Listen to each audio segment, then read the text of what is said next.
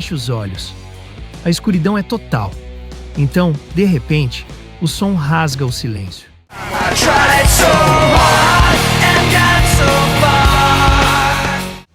É o tipo de som que não apenas se ouve, ele é sentido, como um trovão dentro do peito.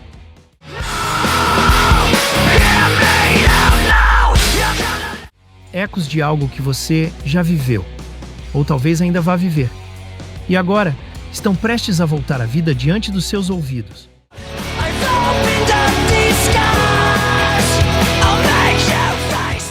Esses sons abriram caminho para o que viria a seguir. Uma banda que não apenas tocava, mas transformava sentimentos em canções eternas. Eu sou o Noise Vox e você está no Legado Musical. Aqui contamos as histórias que o rock não deixou morrer. Então já sabe, se inscreva no canal, ative o sininho das notificações, deixe seu like e compartilhe esse vídeo com quem vive e respira música. Em meados dos anos 1990, em Agoura Hills, Califórnia, 3 amigos, Mike Shinoda, Brad Delson e Rob Bourdon, começaram a sonhar com uma ideia ousada: misturar rap, guitarras pesadas e letras profundas. O trio se conheceu ainda na escola Agoura High School e mais tarde se uniu ao baixista Dave Phoenix Farrell e ao DJ Joe Hahn. No início de 1996, o grupo formou sua primeira banda chamada Zero. Gravavam demos em quartos pequenos e improvisados, com Shinoda assumindo os vocais principais e o rap. Apesar da energia criativa, o Zero não conseguia a atenção das gravadoras e a banda parecia prestes a se desfazer. Foi então que, em março de 1999, tudo mudou. O grupo enviou suas demos para um cantor vindo do Arizona, Chester Bennington. A força e a vulnerabilidade da sua voz transformaram completamente o som da banda. Quando Chester gravou os vocais de teste por telefone, a banda soube que havia encontrado algo único. Com Chester no grupo, o nome Zero foi abandonado. Eles se renomearam Hybrid Theory, refletindo a fusão de estilos: metal, rap, eletrônico e melodia. No entanto, como já existia outra banda com esse nome, o grupo precisou mudar novamente. Após uma visita de Mike Shinoda a Lincoln Park, uma rua em Santa Mônica, surgiu a ideia de Linkin Park. Para registrar o domínio da banda na internet, Mike alterou a grafia para Linkin, criando um nome que simbolizava conexão entre estilos, gerações e emoções. Ainda em 1999, a banda começou a enviar suas novas demos para diversas gravadoras. Foi então que o empresário Jeff Blue, da Warner Bros. Records, ouviu o material e ficou impressionado. Ele convenceu a gravadora a dar uma chance ao grupo. E no fim daquele ano, o Linkin Park assinou oficialmente com a Warner Bros. Records.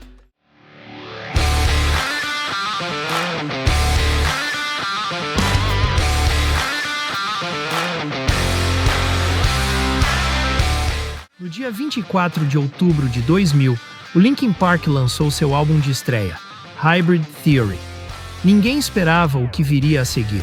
O disco explodiu como um raio em meio à virada do milênio, tornando-se o álbum de estreia mais vendido do século XXI.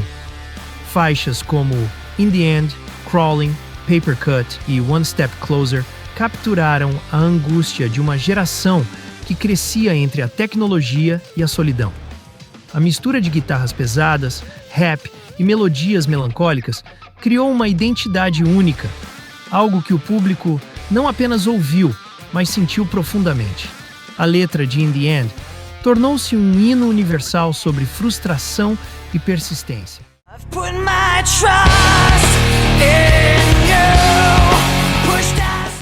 Já Crawling abordava o desconforto dentro da própria pele, refletindo as lutas de Chester com seus traumas e vícios.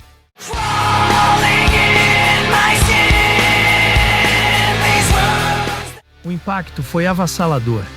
Hybrid Theory vendeu mais de 27 milhões de cópias em todo o mundo e rendeu ao Linkin Park o Grammy de melhor performance de hard rock por Crawling em 2002. A banda embarcou em uma sequência de turnês intensas, incluindo o Ozzfest 2001, o Family Values Tour e a primeira edição do Project Revolution. idealizada por Mike Shinoda para unir artistas de diferentes estilos sob a mesma energia.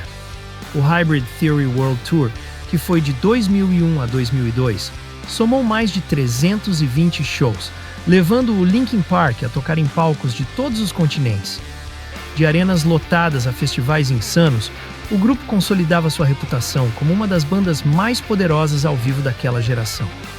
O sucesso, porém, também trouxe um fardo. Chester Bennington enfrentava problemas de saúde, dependência química e crises emocionais intensas. Enquanto o público via um astro em ascensão, por trás dos bastidores, havia um homem tentando sobreviver ao peso da própria voz.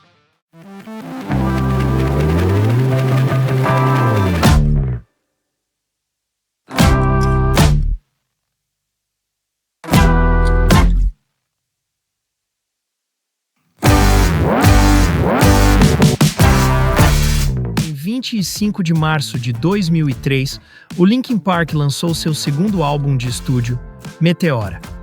O impacto foi imediato. O disco estreou em primeiro lugar em 15 países, vendendo mais de 810 mil cópias na primeira semana só nos Estados Unidos. O título do álbum foi inspirado em uma cadeia de mosteiros gregos suspensos em rochas, simbolizando a busca por equilíbrio espiritual. Um reflexo direto das próprias lutas internas da banda. Meteora manteve a base sonora do primeiro disco, mas soava mais refinado, emocional e intenso. Faixas como Numb, Somewhere I Belong, Breaking the Habit e Faint mostravam uma banda em plena harmonia entre o caos e a sensibilidade. Numb expressava o esgotamento emocional de quem tenta se encaixar em expectativas impossíveis.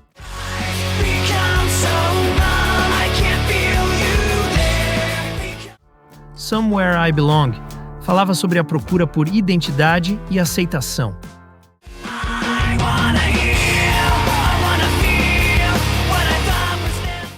Faint, com seu ritmo acelerado, violinos tensos e explosão vocal de Chester, traduzia a urgência de ser ouvido, um grito contra a invisibilidade emocional e pressão interna.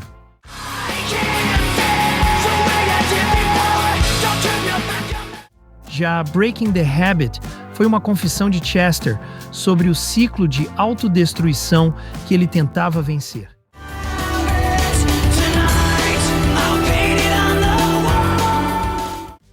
Em 2004, o Linkin Park lançou o projeto colaborativo Collision Course, com Jay-Z, fundindo o rock e o hip-hop de forma inédita. O mashup Numbing Core se tornou-se um sucesso mundial, rendendo à banda o Grammy de melhor colaboração de rap cantor em 2006.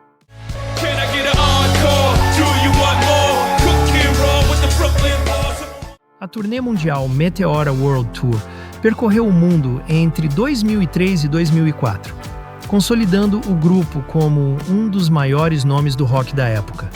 No palco, Chester se entregava por completo. Cada grito parecia um exorcismo, cada nota uma catarse.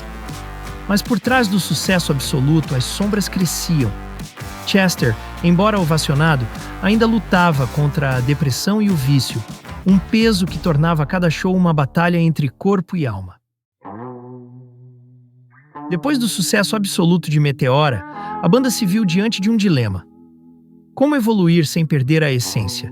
Foram 4 anos de silêncio e experimentação, até que, em 14 de maio de 2007, o Linkin Park lançasse seu terceiro álbum de estúdio, Minutes to Midnight.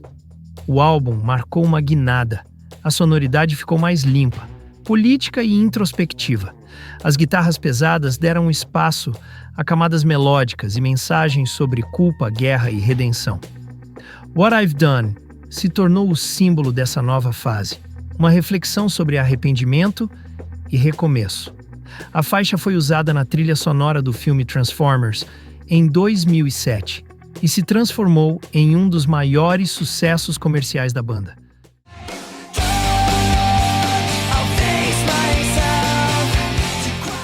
Outras músicas, como Bleed It Out e Shadow of the Day, revelavam um Linkin Park mais maduro, lidando com o mundo de forma direta, mas sem perder a emoção.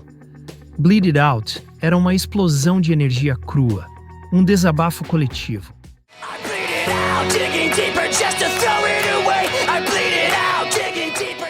Já Shadow of the Day mostrava o lado mais sensível de Chester, quase como uma oração pela paz interior.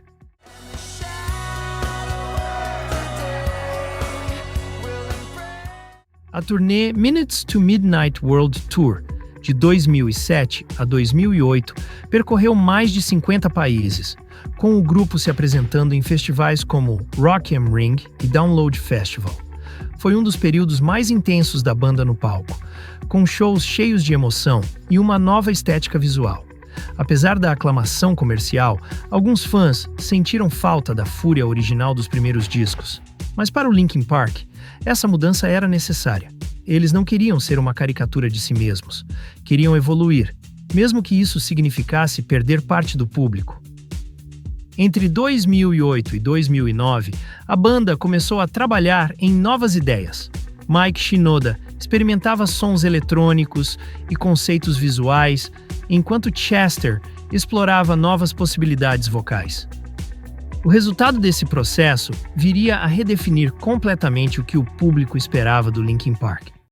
Em 8 de setembro de 2010, o Linkin Park lançou A Thousand Suns, seu quarto álbum de estúdio, e talvez o mais arriscado da carreira. O disco rompeu com tudo o que a banda havia feito até então.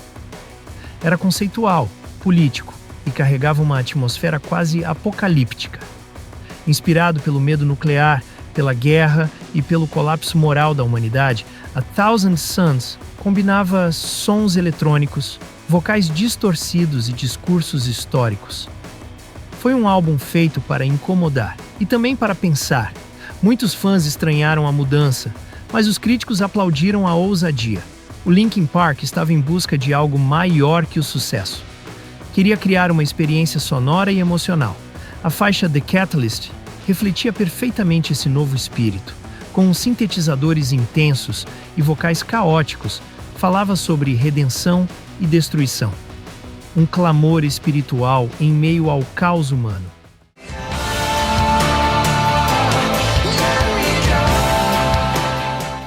Burning in the Skies explorava o arrependimento e a culpa,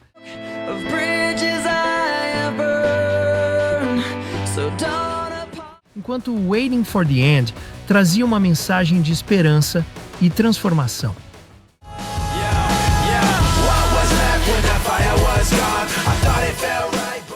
Chester e Mike se alternavam como luz e sombra, entre gritos e melodia, mostrando que a banda ainda era feita de contrastes profundos.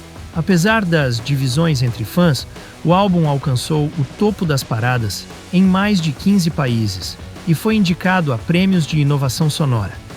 A turnê mundial, A Thousand Suns World Tour, de 2010 a 2011, apresentou uma estética futurista e performances visualmente intensas, misturando política, arte e som em um só manifesto. Essa fase provou que o Linkin Park nunca teve medo de mudar, mesmo que isso significasse se reinventar completamente. Era o início de uma nova forma de expressão, mais profunda e emocional. Após a ousadia experimental de A Thousand Suns, o Linkin Park decidiu reconectar passado e presente. O resultado foi Living Things, lançado em 26 de junho de 2012, um álbum que misturava o peso dos primeiros anos com a maturidade da nova fase. Produzido por Rick Rubin e Mike Shinoda, o disco trouxe uma sonoridade equilibrada, eletrônica, mas com o retorno das guitarras e batidas mais agressivas. Era o Linkin Park, lembrando quem sempre foi, sem deixar de mostrar quem havia se tornado. A faixa Burn It Down foi o carro-chefe do álbum, um hino sobre reconstrução e superação, com Chester cantando sobre destruir para renascer.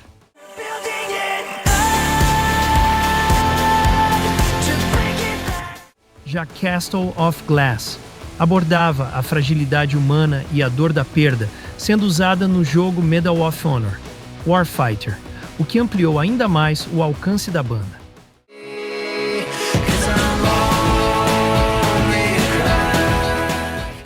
O álbum alcançou o topo das paradas em mais de 20 países, vendendo mais de 2 milhões de cópias e reafirmando que o público ainda seguia fiel à jornada da banda. A crítica destacou o equilíbrio entre a energia dos primeiros álbuns e a profundidade conquistada ao longo dos anos. No ano seguinte, em 29 de outubro de 2013, o Linkin Park lançou o álbum de remixes Recharged, com versões eletrônicas e colaborações com artistas como Steve Aoki, na faixa A Light That Never Comes.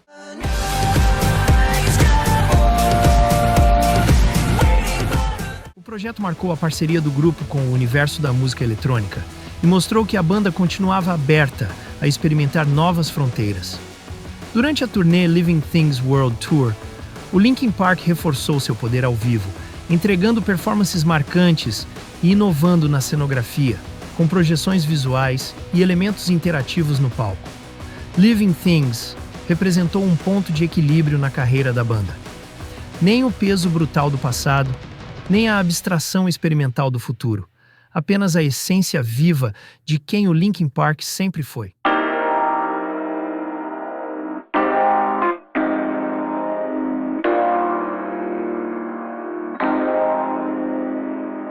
Em 13 de junho de 2014, o Linkin Park lançou seu sexto álbum de estúdio, The Hunting Party. Depois das experimentações eletrônicas dos últimos trabalhos, a banda decidiu retornar às origens: guitarras pesadas, batidas cruas e energia visceral. Produzido pela própria banda, o álbum foi uma resposta direta à cena musical da época, que Mike Shinoda considerava acomodada e previsível. Ele queria devolver o peso ao rock, e The Hunting Party foi o manifesto desse propósito. As faixas Guilty All The Same, Until It's Gone nor Rebellion, com Daron Malakian, do System of a Down, e Wastelands trouxeram de volta a agressividade que consagrou o Linkin Park. Guilty All The Same denunciava a superficialidade da indústria.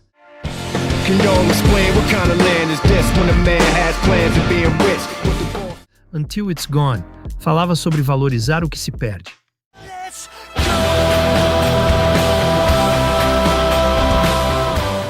Rebellion criticava o conformismo e Wastelands refletia sobre o caos e a alienação moderna. O som era cru, distorcido e intencionalmente imperfeito. Era como se o Linkin Park dissesse: ainda estamos vivos e ainda sabemos gritar. A turnê The Hunting Party World Tour percorreu o mundo entre 2014 e 2015, sendo marcada por energia e intensidade. Chester Bennington estava em plena forma, alternando entre vocais explosivos e momentos emocionantes. No entanto, a rotina de shows e as dores físicas começaram a pesar. Em 2015, Chester anunciou sua saída temporária do Stone Temple Pilots, banda na qual havia entrado como vocalista paralelo em 2013, para se dedicar inteiramente ao Linkin Park. Ele queria focar no grupo que havia se tornado parte inseparável de sua vida.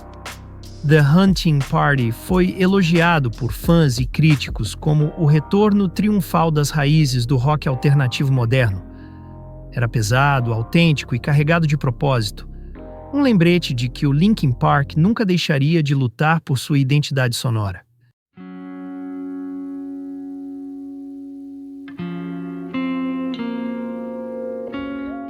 O ano era 2017. O Linkin Park voltava aos estúdios com uma proposta diferente, mais leve, mais humana, mais emocional. O resultado foi One More Light, lançado em 19 de maio de 2017. O álbum trouxe uma sonoridade pop e introspectiva, marcada por letras de vulnerabilidade e empatia. Muitos fãs estranharam a mudança, mas para Chester Bennington, aquelas músicas eram um desabafo, uma tentativa de comunicar o que ele sentia sem precisar gritar. A faixa título, One More Light, foi escrita em homenagem a uma amiga da equipe da banda que havia falecido. Chester se conectou profundamente à música, transformando-a em uma despedida não planejada. Os versos ecoariam para sempre, como um grito de amor e perda. Not to hurt anymore. Faixas como Heavy Why is everything so heavy? e Talking to Myself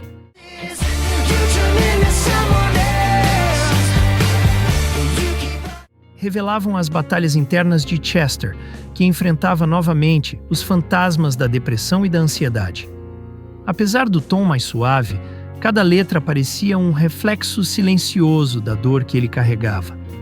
Durante a turnê de divulgação, Chester parecia dividido. Nos palcos, irradiava energia. Fora deles, lutava contra a escuridão. Amigos próximos perceberam o contraste, e muitos fãs mais tarde entenderiam que aquelas canções eram pedidos de socorro disfarçados de arte. No dia 20 de julho de 2017, o mundo do rock parou.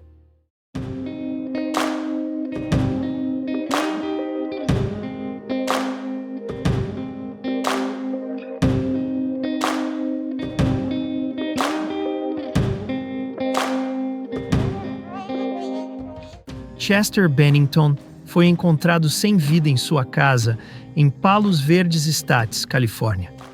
A notícia devastou milhões de fãs ao redor do mundo.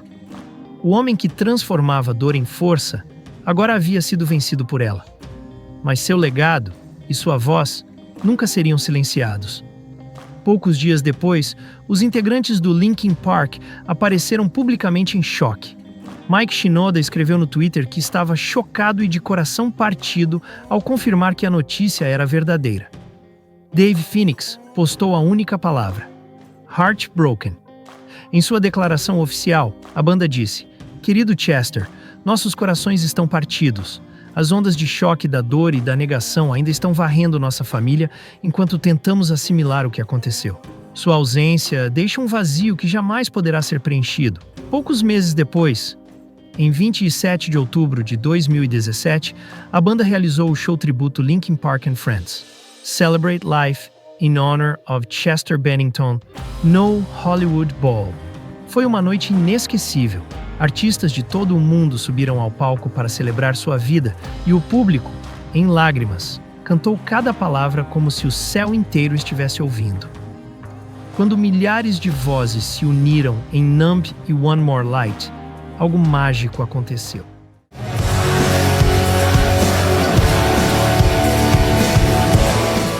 Pela primeira vez, Chester não estava no palco, mas sua presença era palpável. Era como se sua energia tivesse se transformado em luz.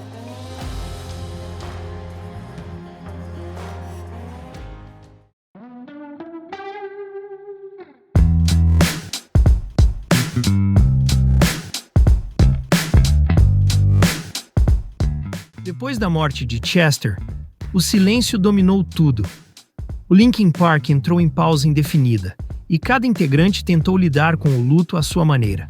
Mike Shinoda, especialmente, sentiu a necessidade de transformar a dor em algo construtivo.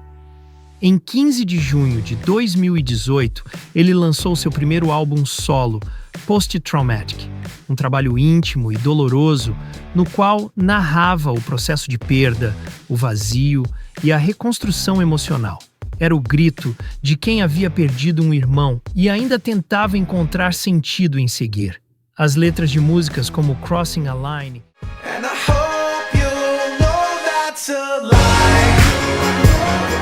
e Running from My Shadow refletiam o luto de Shinoda e, ao mesmo tempo, ofereciam conforto a milhões de fãs que sentiam a mesma ausência. Running from my shadow.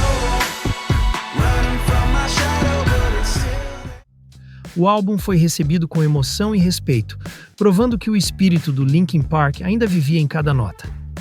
Enquanto isso, os outros membros seguiram caminhos diferentes. Rob Bourdon e Brad Delson se afastaram dos holofotes, enquanto Joe Hahn se dedicou à direção e Phoenix Farrell a projetos musicais paralelos. Mas mesmo separados, todos deixavam claro que o vínculo entre eles continuava forte. Em 2020, a banda comemorou os 20 anos de Hybrid Theory com uma edição especial que trouxe demos inéditas, gravações raras e faixas esquecidas do início da carreira.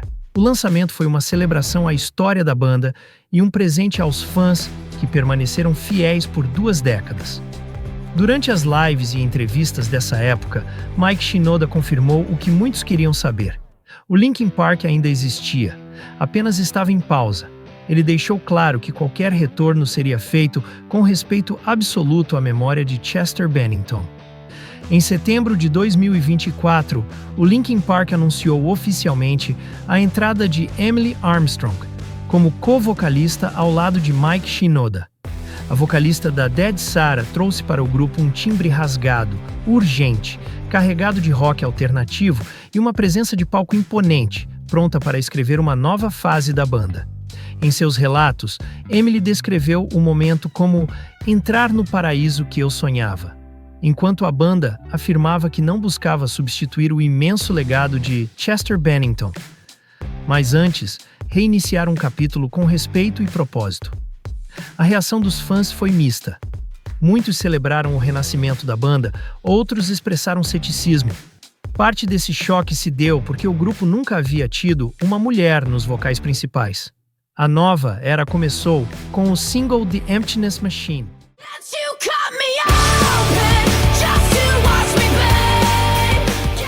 E com o anúncio do álbum From Zero para novembro de 2024. Agora, o Linkin Park segue avançando, não apenas como a banda de sempre, mas como uma força renovada, pronta para transformar a dor mais uma vez em som que cura. Hoje, o legado do Linkin Park segue mais vivo do que nunca. Suas músicas continuam a tocar corações, a curar feridas e a lembrar que a dor, quando transformada em arte, pode se tornar luz. O som que nasceu em um quarto pequeno de Agoura Hills ecoou pelo mundo e continua servindo de refúgio para quem já se sentiu sozinho. Porque o Linkin Park nunca foi apenas uma banda. Foi uma ponte entre a dor e a esperança, entre o silêncio e o grito, entre a perda e a cura.